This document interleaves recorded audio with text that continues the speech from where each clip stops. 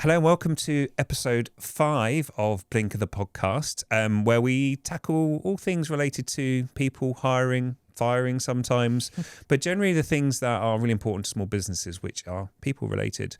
And our topic today is loosely around video and whether that's video interviewing, video applications, and there's a lot to unpick around that, especially with the advent of AI and what's happening there.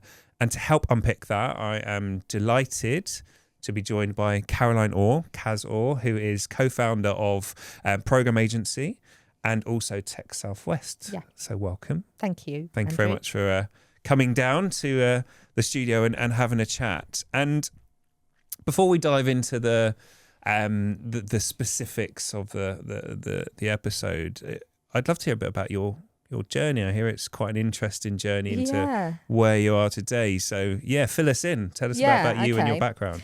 Yeah, so I actually never set out to start or own an agency. So it's all kind of happened for me quite organically. And in fact, I didn't actually get into marketing until I was 30. Wow. So put that aside though, so back at school, I loved media.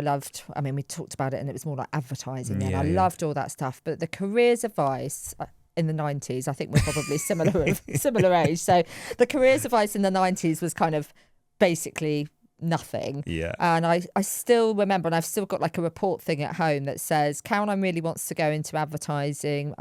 We've told her it's really hot, it's really competitive or something like that, and just to keep her options open or something like that. And I just wasn't kind of nurtured into thinking that this would be possible for me, even though I did well at school and was enthusiastic and stuff. Anyway.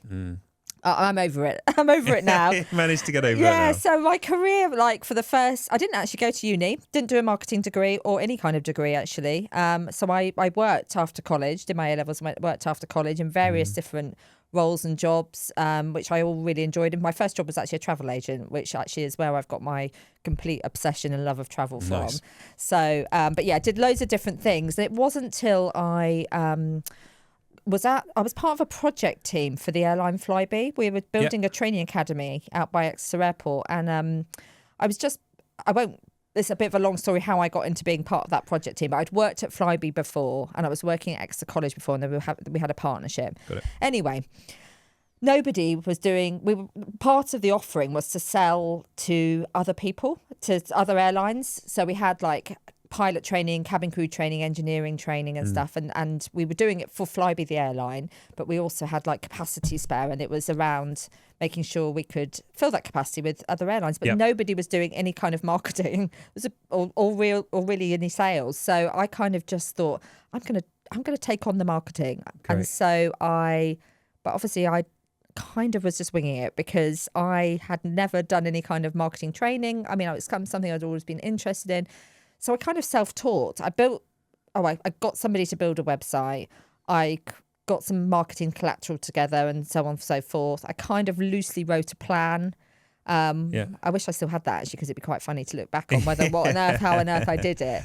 So I just started to do the marketing, and then a couple of other people joined and sort of for the sales team, and I became the sales and marketing manager for the training academy. I had a brilliant job. I was traveling the world. I was going off to conferences, doing trade shows. I got loads of experience in different types of marketing, I guess. Yeah. But it wasn't necessarily overly strategic because I didn't really understand marketing strategy then, I don't think, which, is so important. So I did a CIM, Chartered Institute of Marketing qualification when I was at Flybe, which was a game changer in terms of kind of getting that kind of theoretical background and understanding what the hell I was doing, and knowing that actually, I can lean it back to that and think, yes, that's why I can do that.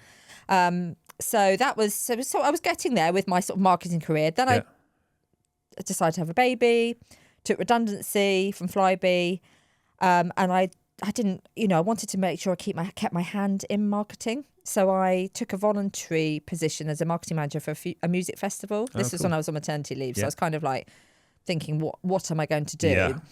And through that, I met one of our original founders, one of the agency founders, on Twitter. Right. So I was asking for media contacts, and he said, give me a call. And we had a phone conversation, and we both had babies crying in the background. And he said, "What do you do?" I said, I've just taken redundancy, but marketing's my thing." And he said, "Come and have a chat." And within 2 weeks, I was kind of just helping him, like with some of his clients at the agency, just Brilliant. kind of thrown in at the deep end. Yeah. And I thought, oh, maybe I hadn't really thought about agency before. I don't know why. I suppose I'd always been in-house. So Yes. I thought, maybe this could be quite fun and quite interesting, but different. Then other founder also was sort of came on board at the same time, Dan. And yeah, basically the three of us kind of built an agency together. So yeah, it was. And when was this? This was 2013. Oh wow! So it was 12 years ago. Yeah, so it's been quite a journey. And yeah, I guess we've sort of, again, and lots of people do. It's gotten self-taught running an agency, and you kind of, you meet other people who run agencies and learn those from them, and kind of, we know how to do marketing and PR and comms and branding stuff, and built an amazing team. But yeah, it's been incredible. I've absolutely loved it. Brilliant. Absolutely loved it. So here I am now. Running an agency, and then about 6 or 7 years ago, we set up Tech Southwest, which is the sort of Southwest ecosystem for tech companies. So yeah, here we are. Right. What I take away from that is that sort of non-normal route in what's perceived as non-normal, Exactly. but now where we are with future education or further education, and the cost of going to university, there's a real push on apprenticeships and actually getting real world experience and actually businesses being a bit more open to that as well, people coming in and learning as they do, because the theory is really important. And as you said, finding that interest in something and going, actually, I do really enjoy this. Now I'm going to go and learn it. It's flipped the lid a little bit on that, and it's kind of changed that perspective, which you done a few years ago, which is great. And there is no linear journey now, is there? No, and you've got to try these things. Exactly. I think a key learning for me has been being open to opportunity, and you never know what's around the corner. So the people you meet, whether that's sort of personally or through work contacts, you just never know where that might lead. And I feel like my career is kind of testament to that kind of, just be open, just be curious. Yes. Just be, I don't know, just kind of... Just give it a go. Give it a go. Yeah. You mentioned apprenticeships. I'm quite a big fan of apprenticeships, actually. Right. So one of our team started off as a digital marketing apprentice. She's still with us now. But it was great because she was able to, like you say, learn on the job and actually I've got a real thing for, if theory comes first, how do you really understand what that's like in application and how it's like in what's real life? Yeah. I mean, I know we get loads of people doing work experience with us, loads of people from the uni and other unis and stuff. Yeah. And I think they find it's game changing for them. Some of them have changed careers because of it, or changed their path of what they want to do in their careers. So they're sort of, they might want to do something in, I don't know, public affairs, and they come in and go, actually, I absolutely love brand. So I'm going to actually go down the route of brand. And we had someone come and do work experience who's with us now still, who then decided, I'm going to go and do a marketing degree. And they were going to do something completely different. Yeah. And now works with us, so sort of started as an intern and is now one of our account managers. So, nice. So it's getting just dipping your toe in a little bit and having exposure to what's my life going to look like if I go down this route is so important. And I think there's some advice, without going too far off topic. Yes. But some advice for young people is try and experience a few things. Try and dip your toe in, because you might be surprised, but also you might think this is exactly what I want to do. And you go off to university and study for 3 years and you spend 5 minutes in a real one and you go, shit, that's not what I thought it was about. Yeah. And suddenly that huge expense. 50 grand later. Exactly. And the rest, probably. And the rest. It's great to hear and testament to you on going that journey, because, I don't think not many people have a linear approach from, I'm this age now, I'm going to do that job in the future for the rest of my life. you've kind of just got to, be open to a few things, haven't you, as going along. And understanding what jobs are, like just, like you said, just, what working in marketing, I like marketing. What's actually a role in marketing? You know, what does that look like? Yeah. And it's so broad, and it's only getting broader and more varied in terms of the different channels and the different approaches, and that ever-changing landscape which fits around digital and AI and everything else. It's something that's super fast-paced, but trying to find out where you fit within marketing is huge as well. Yeah. So I'm keen to understand, through your 12, 13 years program, I'm sure there's been lots of people that you've hired through that time and join your business. And, I took from your opening piece about your own career, it's been more about taking opportunities, having those conversations. And I think there's a huge part of recruitment which doesn't get talked about, which is really important, is that networking side. Yes. And that network and just being open to conversations, opportunities. And building personal brand. Build exactly for that. the future. Yeah. You just don't know when you might, an opportunity, and if you're kind of, you've done stuff and you're known and you've kind of built a bit of a, it's reputation, isn't it? Personal brand is reputation. Yeah. So thinking about when you've hired at Program. Yeah.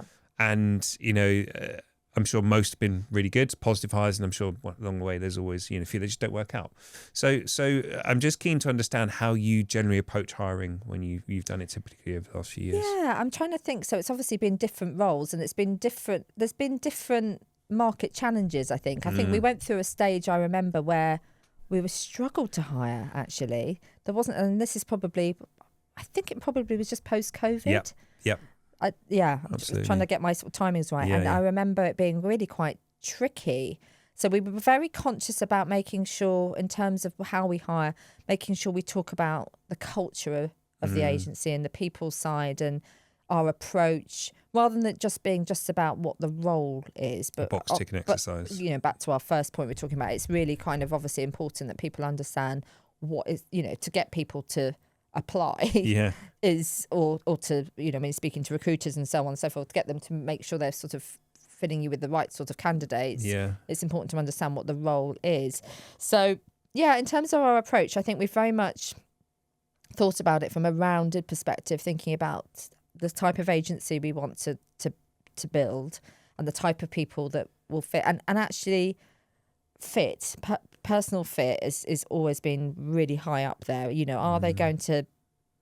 Is our hire going to get where we want to go on our agency journey? Are they going to fit in with our kind of ethos and the way we want to do business? So those things are really important. And I've always been very much one of the sort of people who believes in potential. I don't need somebody to come to me. It depends a bit. I know this is all contextualized and depends on the role, but I want someone to work with. I want people to work with us who've got potential and enthusiasm and keenness to learn.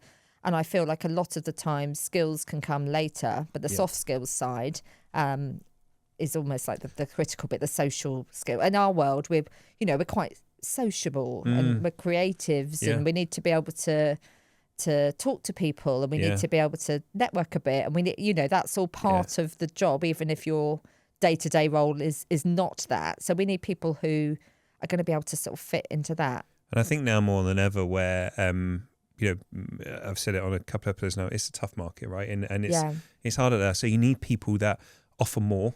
Yes. And someone coming to be amazing at their job, but if that's all they do, that means that you potentially can't grow because everyone needs to be more flexible, more adaptable, and it generally then leans into softer skills. You could be a great developer, but can they have a conversation with a client? Yeah. If you put them in a networking event, how are they going to deal with those different things? So absolutely, you're not looking for people to be generous across the board, but they need to have those skills and be adaptable with that and be open to it. Otherwise, it becomes quite difficult to grow for small businesses, doesn't it? It does, and I've I'm aware of an occasion where that's sort of come to fruition and realised that maybe potentially somebody was not comfortable in certain situations or someone's, and that's not their fault. No. Actually, it's us as the hirers and actually really understanding who and what we need. But we've definitely, over the course of the agency, I've definitely learned a lot, I think, about of how to hire, I guess, and making sure do it in a rounded way.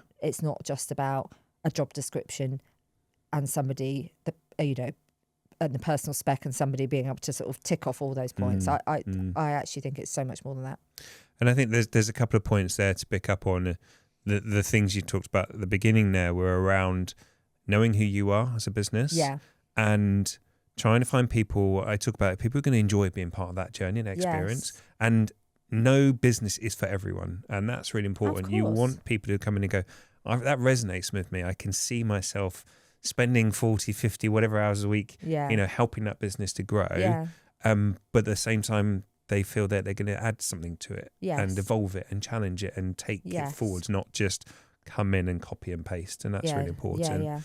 And with that really helps to frame then finding the right person, because it's not finding the right skills. That's a part of it, right? Yes. But it's finding the right person. Yes. Is so important. It's a rounded picture. Yeah. So how have you typically approached recruitment? And again, there's no one size fits all, and every role has slightly different nuances. And it's been a journey. And the second point with that was, it is a journey for all businesses. When you make that first hire, it's going to be so different to making the 10th hire in terms of how you do it, what the process is. So, and you're never perfect, and you should never be perfect. But where are you on that journey now? And when you are bringing people into the business, how do you do it? And what's really important for you through that? Be that the interview, the CV, or whatever it is. What have you gone? Actually, for us, this really works. Meeting them in real life. I feel like that is, and I know we're going to come on and talk about video, which I'm really keen to explore and talk about. But actually, for me, the key thing is actually meeting them and having that kind of in-person kind of natural connection. Yeah. But obviously, that's not necessarily stage one. No. No. So going back, I suppose it's the way they're presented. I guess offline, not offline, online, digitally. Being able to look at their CV, the covering letter, LinkedIn profile, and anything else that presents. Some people obviously have like their own sort of microsites these days and things like that, don't they? So there's that kind of very much the very first impression, and obviously just thinking, have they got the right experience? Do they look, like somebody who we'd want to meet, I guess. And then typically we have done online videos, Zoom or whatever. Online interviews. Yeah. And then if we feel like somebody, is definitely a potential, we'll then go to the meeting phase. I do wonder if that's the way. It's difficult, isn't it? Is that the right way round to do it? Because I know myself, I'm better in person than I am on video calls. Yeah. And some people, there's something about it's a bit sort of removed on a video call. I don't know. Yeah, I don't think there is a right or wrong answer. No.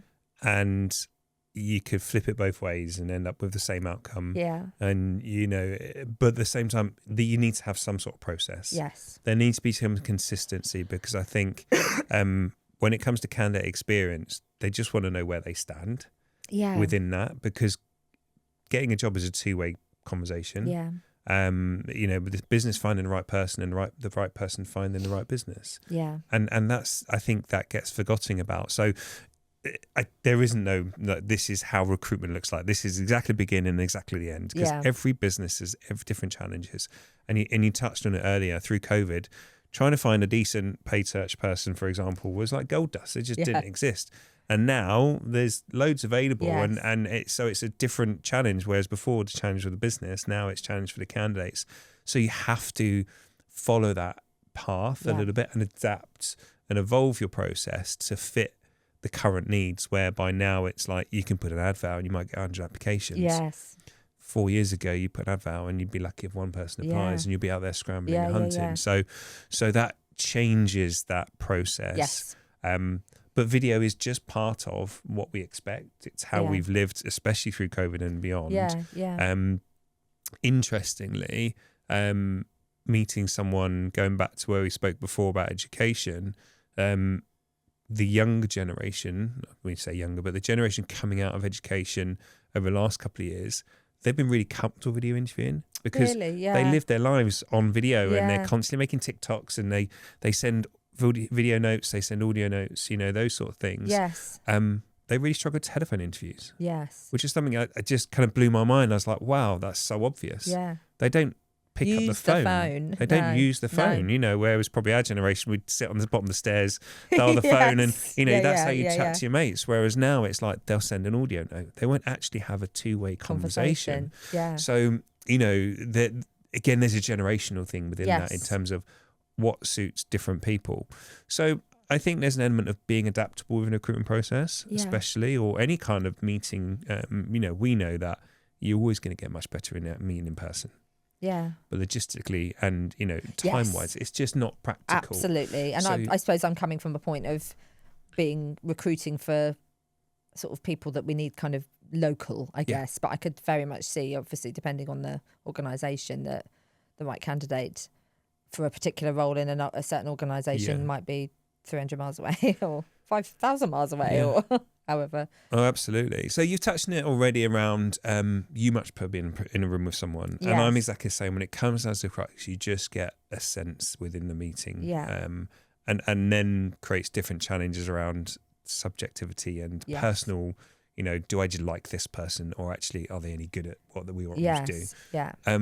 But when you've been in that video interview meeting environment, what do you think has been good, if anything, or have you found it challenging? And then kind of what do you find has been a bit of a barrier?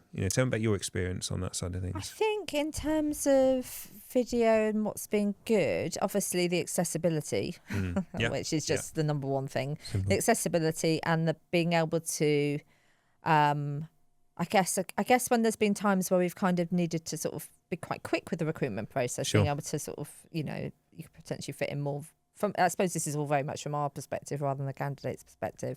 Or I don't know, maybe it's easier for them not to have to kind of, I don't know, come somewhere. It's maybe for some people, like you say, depending on the kind of generation, it's quite a big deal to go in and meet an office in an office environment and actually, So I guess it's the accessibility. In terms of kind of barriers and difficulty, I think it's just that kind of, particularly if it's not one-on-one. Yeah.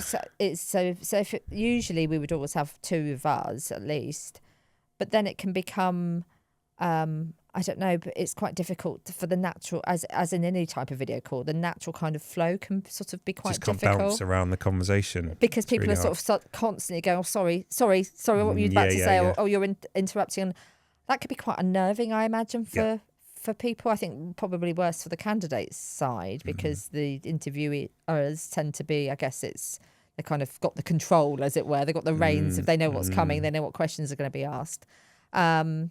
However, saying that, it's overall been a decent experience and will probably remain always part of our recruitment process because, I think just for that sort of first stage, unless there was any particular...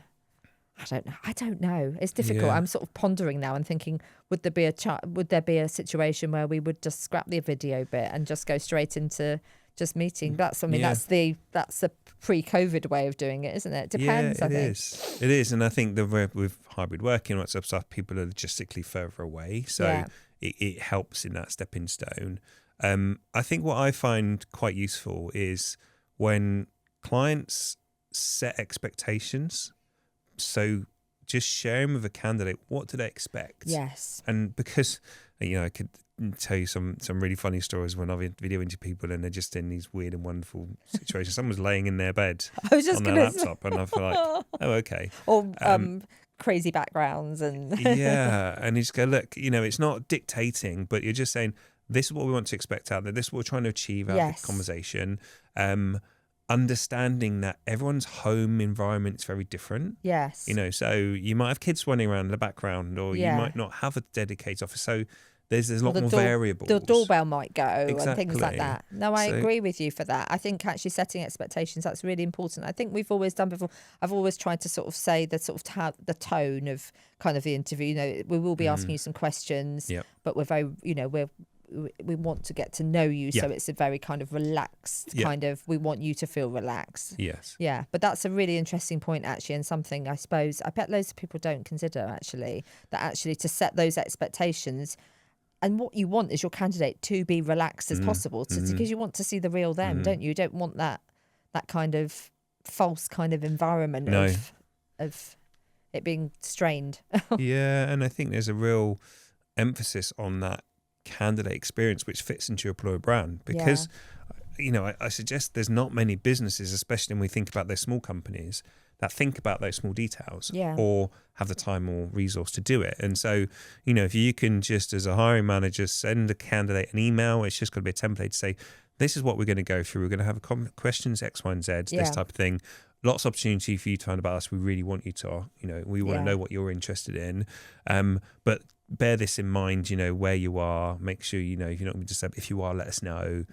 So it just helps. Otherwise, as you said, especially when there's more than two of you in a conversation, it can be a really tricky experience for everyone, which then ultimately stops the candidate just putting the best foot forward. Exactly. That would always be my concern, I think, just that you just want that person to be real and who they are, and actually a lot of it is on you as the hirer to make sure that environment is and like when you say employer branding, I bet I know about employer branding. I work in branding, so I know employer branding is such a huge part of branding.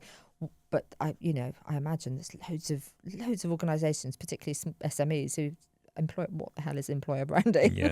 Yeah, that's another topic. It is another topic, but it all feeds into each other, right? Yes. And I was talking to someone last week about this. Where the market is right now. You as a company can put a job advert out and have 100 applications within a few days, but you're only going to hire one person. Yeah. So there's 199 people there. It's how do you make sure they exit the process without a negative perception of you. Yes, because they could be your next hire, couldn't they? Exactly. Or they might know your next hire, and they might be a customer down in the future as well. So, it's a really tricky space to navigate. And I think, one of the areas I talked about, and especially because you're marketing, is video isn't just that, that Zoom call, that Teams call. It's how else could video be used around your employer brand, around everything else to help facilitate the conversation before it even becomes a video call. It's really important. Nice, actually, in an ideal world, to, as part of your kind of recruitment process, to be able to almost send a video or a couple of videos, from potentially, one that talks about the company and the ethos and what you do and so on and so forth, and then have actually people in the company talking about their experiences and things like that. Would be a lovely thing to be able to send people and well, it'd be nice just to have everyone to be able to have that kind of facility to have that.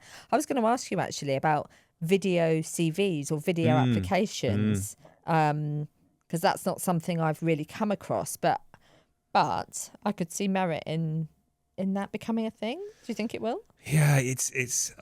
I've personally kind of seesawed on them. Yeah, and I think there's a lot of that, and I think again, it's you want to be inclusive, and you want to be accessible. Yes. And also, you want to, if you step too far away from what is expected from a candidate expected to see, which is, I see a job advert, I send a CV, I might attach a portfolio.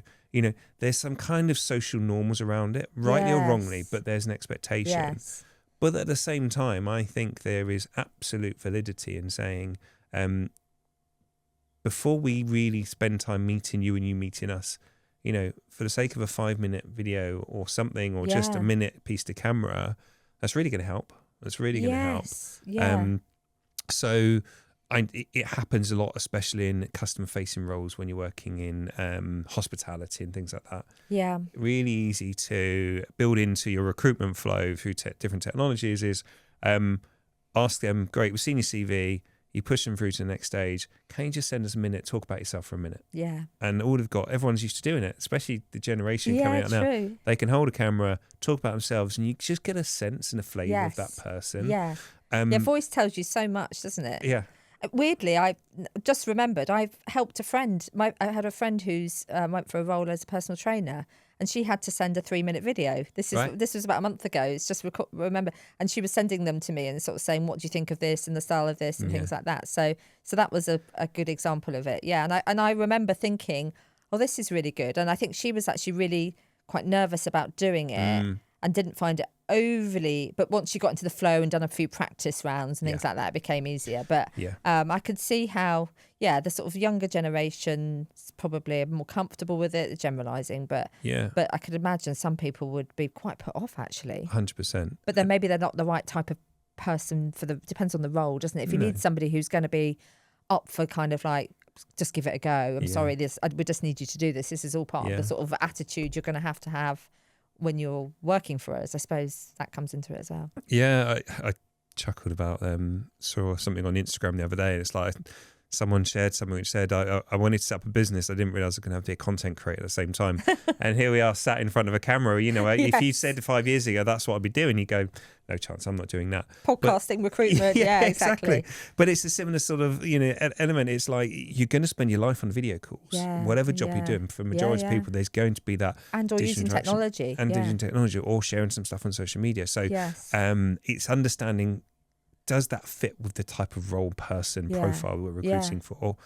And it might be yes, it might be no. And I think there's definite space for it. The one thing I think is really important, and I really advocate candidate experience, is be cautious about asking too much from candidates before you've given enough of yourself and the business. Yeah. So we talked about, can you make a little video where they can see a few people understand about what the business does, or just can we share the link to the careers page, or is there just a document you can send and say, here's a bit about what we've been up to for the last few years. Then you can ask a bit more for candidates. Otherwise, I think a lot of companies go, I want you to apply for this role, send a CV, send a video, do this interview, and you've not really given anything back. And they need the context, don't they? And actually, it's like, hold on a minute, you need, this is what you touched on before. It's not just about me interviewing to be part. I need to buy into the company as the candidate. You need to buy into the company, don't you, as well? And there's some advice that I have for owners, and I've seen it many times over, and we're all guilty of it at times. Is you go into the interview process, and because the candidate coming into, and we're talking about the latter stage interviews, when you're coming and meeting in person or maybe on a video, because you haven't done a good enough job of really talking about the business, who you are, what you do, you end up having to do that in the interview. That's wasting time in a way. It's wasting time. And then I've seen it many times. I sat in interviews with business owners, MD, CEOs, and they go, that was brilliant. I love that person. I said, no, you loved the meeting because you just spoke about your business for 75% of the time. And they're probably going, yeah, that sounds amazing. That's wow, great. That's brilliant. Brilliant. And it's so easily done because you're so passionate about it. But I was like, and I've said it a few times, what do you know about that person? And they go, oh. And then you can see it just lands in them. So going back to the beginning of that is, how can you qualify you as a business, you as a person, share that information before you spend time doing the video interview and doing the face-to-face interview, so that you can be really critical and go, right, I know, here's the top 5 people that we want to do an hour video call with. And we're going to maximize that. And yes, there's going to be some question and answer, but you're really clear about what your goals and expectations are because you shared all that. And that's really important, actually. Yeah, you're absolutely right. You want that interview needs to be, I guess, 75-80% them talking. Obviously answering their questions and so on and so forth. But if you've got a lot of that out the way and they're prepped and they're kind of understanding, that's really, really important. And I think then if you can over time look at maybe the hires that don't work out. Some of them are where you get excited and you start talking about things, and then they start and you go, oh, it's not quite what I was expecting when they turn up a job, because you never knew it. Because it just didn't work out that way. So, whether it's through video, sharing content, or, can you do something which isn't a full-on hour video call to begin? It's just, we just want to meet in 15 minutes before we go into an interview. And just have an informal chat, an opportunity to you to ask us anything you want to know about before we dive into things. I'm quite a fan of informal, personally. That's my kind of style. I like, just that kind of, look, we're just people. Let's just have a chat. I love that kind of like approach to it. I understand that the whole process can't be that, and I don't mean from a sort of an actual full recruitment process, but having that there somewhere in the process. I think we've tended to do that. When I've said about me, we've tended to do that at the end Nice. when we've almost kind of like pretty much almost decided almost, and it's kind of like just need to sort of make sure that they're okay, like they're gonna be okay. But yeah, maybe I definitely would think about it. Maybe something a bit more informal in the earlier stages potentially. You've definitely given me loads of food for thought. Yeah, it's so important to just dissect. If we're gonna do this, be that a video call or sharing, why? Yeah. What are we trying to get out of it? What's the point? And I'll say it till I'm blue in the face. I would not know how to build a website. I would not know how to run a really strong marketing campaign. Can I do bits and pieces? Yeah, I can give it a go. But as founders, we're all hopefully experts or pretty good at something. But generally, it's not recruitment. So you shouldn't be expected, and there's no reflection on that. It's just, I think it's really important for every process to look at it and go, did we get out of it what we set to achieve? And actually, and that's just normal business stuff, isn't it? It's reflecting on a campaign or a project. What could we have done differently? Get the feedback from the person you've hired. What was your experience? How does that compare? Because otherwise, the same mistakes will keep coming up. And as the market changes, you need to change your process as well. So again, that's where technology can be really helpful, because you can just fast track into things a lot quicker. Because we're quite time poor. Yeah, we don't have time to meet loads and loads and loads of people. You know, so you've got to focus on the ones that are really important. And so when you've got lots of noise, I call it noise at the beginning of a process, is how can you weed that down to the ones you want to really spend time with? And unfortunately, that does take a bit of time. But if you're hiring 3, 4, 5 people a year, it's a time well spent, because you're just chuckling that once and then you can rinse and repeat over again. And actually, it goes back to that, your people are your most important asset and all that kind of thing. And actually, I guess it's just making sure you invest that time, because that's going to pay dividends down the line. Get the right people and look where your business can be and grow. And absolutely. Caroline, thank you very much. It's gone about 40 minutes, just whistled through, which is great. And it's, thank you for sharing your journey. And I think that's really important. Everything else around the video interviewing and the functional stuff, for other founders to hear other founders' journeys and be transparent about that kind of non-linear approach. Not being like, I knew I wanted to set up a business and I did this and just I love those conversations. I'm always happy to chat to people about that kind of like off the wall, kind of slightly different ways of having a career, I guess, and being business owners. Absolutely. So if anyone wants to find out about Program Agency, how can they find you? So obviously we're online, program.agency, is our web address. And connect with me on LinkedIn, chat to me on LinkedIn. That's kind of the best way to kind of get hold of me, I guess, on a kind of day-to-day basis. Great. Thank you very much. Thank you for having me. Pleasure. And if anyone wants to just find out more about video interviewing in general, how to set processes, how to share information about your business before you dive into a recruitment process, then again, you can connect with me on LinkedIn, send me a message, and I'll be happy to chat further. Thank you very much, and see you on the next episode.